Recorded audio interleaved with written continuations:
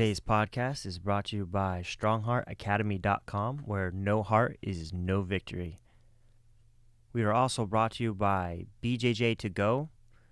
If you want to build your game and learn Jiu-Jitsu, go to bjjtogo.com. Hi, I'm Professor Mike Martin. I'm a third-degree black belt under Kyle Terra. I'm the owner and operator and head instructor at Strong Heart Academy in Phoenix, Arizona. We're in North Phoenix, 32nd Street in Union Hills, if you want to check us out. Today, I just want to talk about kind of the Strong Heart family. I'm like, when people join, I usually text them, hey, welcome to the Strong Heart fam. And because I try to treat it like a family. You try to be honest with your family. You want to support your family. And we want the best for our family. So this is like the foundation of how we started off.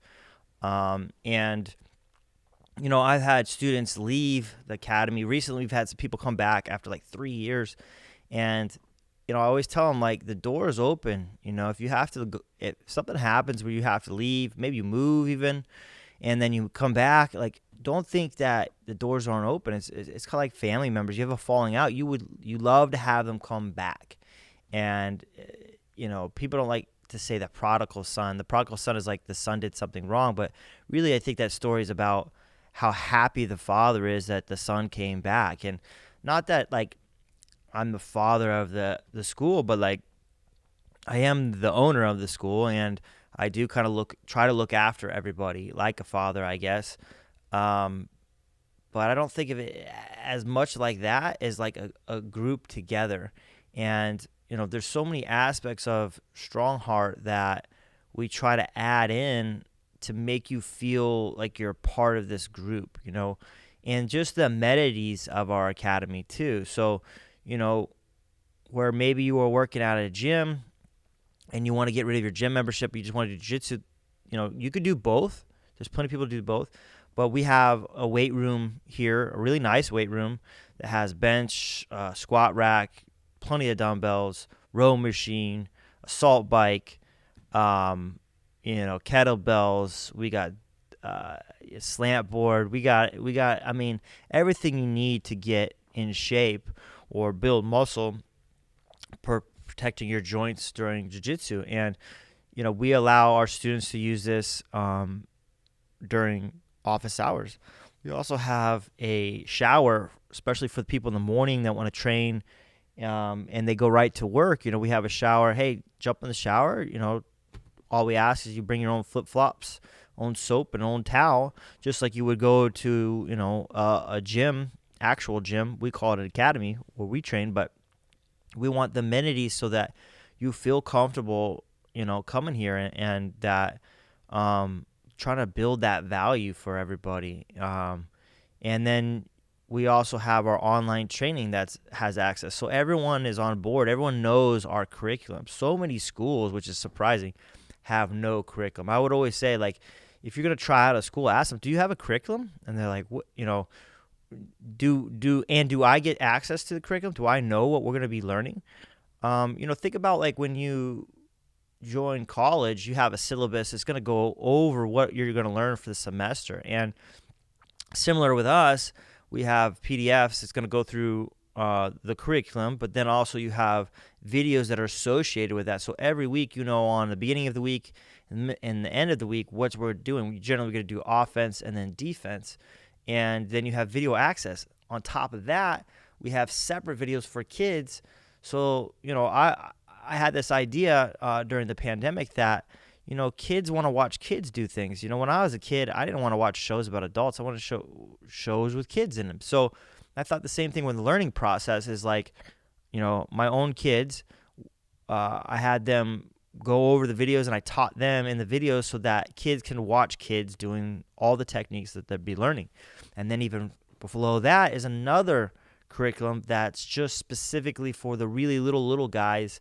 And it's kind of like just a slightly watered down version of the other one because of their age at 4 and 5. It's really hard to follow the more complex, but we're understanding the concepts and the positional awareness of understanding what this position means, what that's going to what we're going to try to do here, what you're trying to achieve here, versus the individual moves or submissions.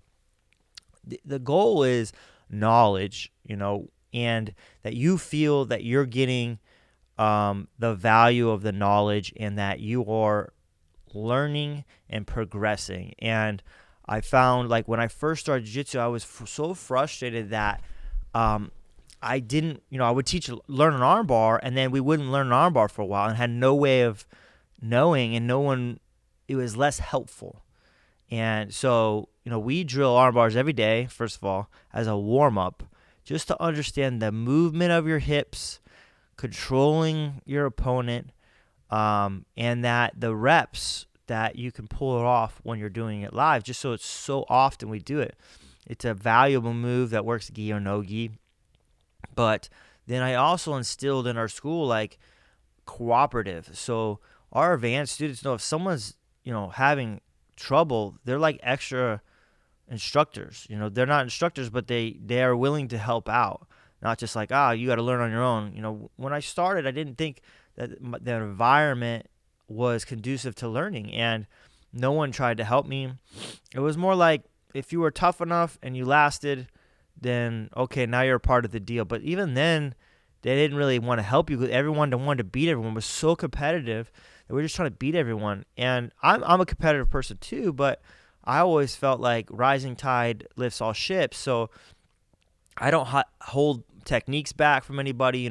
I'll tell people how to beat me. I'm like, hey, I'm weak here, but that, in my opinion, makes me better. So I don't just kind of stop learning. I've never stopped learning in jiu-jitsu. The beauty of jiu-jitsu is there's really no end to your ability to progress. And even as we age, we learn new ways to do things so that our body can withstand the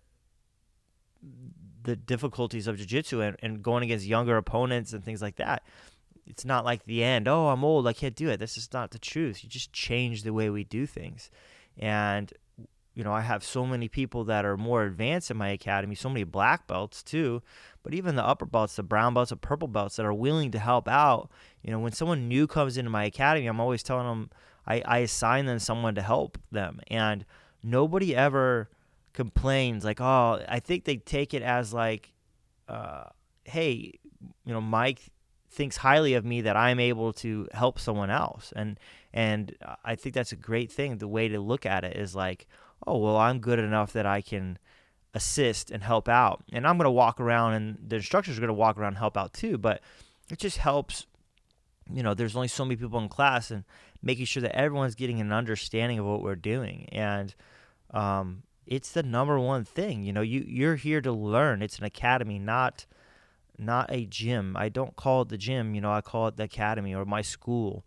And because a school is an academy is a place of learning, and physically, of course, we're getting exercise and all these type of things, but we want to do more, and we want to make sure that we're understanding the techniques. And I'm under Kyle Terra, and the slogan is really the motto and the core of what he believes is technique conquers all. He's not a large man. He's very strong and athletic, but he's not a very big guy.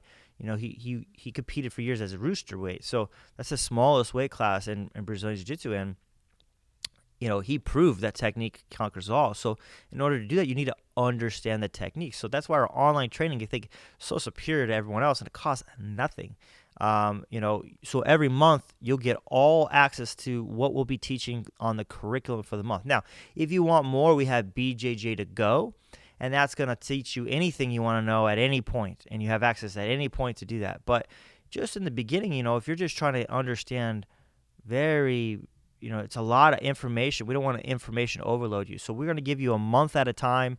Next month comes up, you can see the whole month of what we're going to be learning.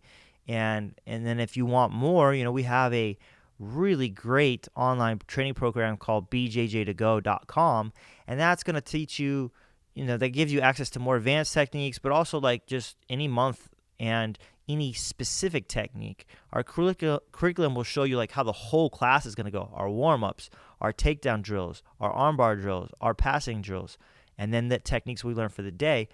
bjj2go.com is going to teach you just individual moves if you like. So if you just want to know, hey, how do I do an armbar from side control?